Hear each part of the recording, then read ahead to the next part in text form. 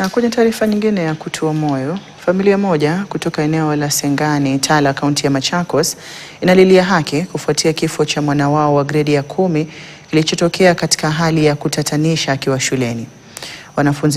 Mwanafunzi huyo anadaiwa kugongwa na lori la shule Jumatatu jioni alipokuwa pamoja na wenzake wakiwa wanalisukuma baada ya kuitwa na mwalimu wao kutekeleza majukumu katika shule ya sekondari ya Ngelani.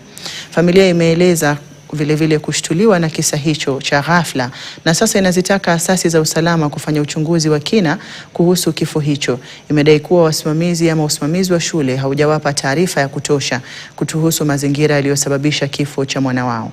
Maafisa wa polisi kaunti ya Machakos tayari wameanzisha uchunguzi kuhusu tukio hilo.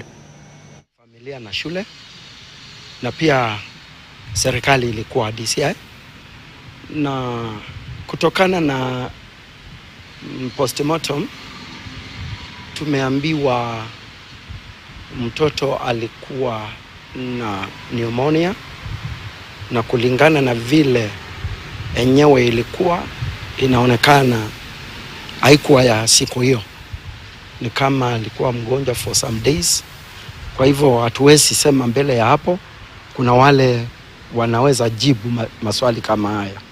Kile ningeomba ni vile nilisema mwanzoni, mtoto akionekana ako na shida ya kimwili apeane kwa mzazi wakati unaofaa. Naam, tuombea wazazi, Mwenyezi Mungu awafariji kutokana na vifo vya wanafunzi.